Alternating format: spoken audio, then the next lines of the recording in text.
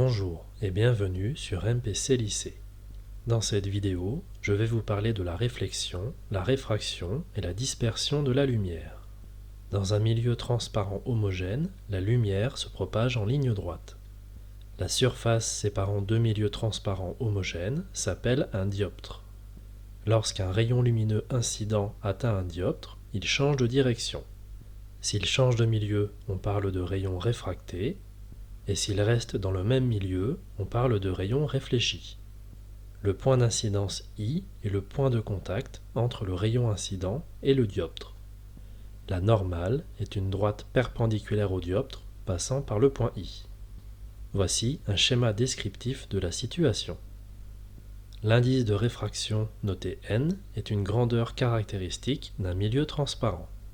Il est constant dans un milieu homogène. Il est sans unité et toujours supérieur ou égal à 1. On note I1 l'angle d'incidence, I2 l'angle de réfraction et R l'angle de réflexion. Les lois de Snell-Descartes s'énoncent ainsi. Pour la réfraction, N1 fois sinus I1 est égal à N2 fois sinus I2. Et pour la réflexion, I1 est égal à R. À l'aide d'un prisme ou d'un réseau, on peut décomposer un rayon de lumière polychromatique en ses différentes couleurs. Ce phénomène s'appelle la dispersion. La dispersion par l'utilisation d'un prisme s'explique par le fait que l'indice de réfraction d'un milieu dispersif dépend de la longueur d'onde.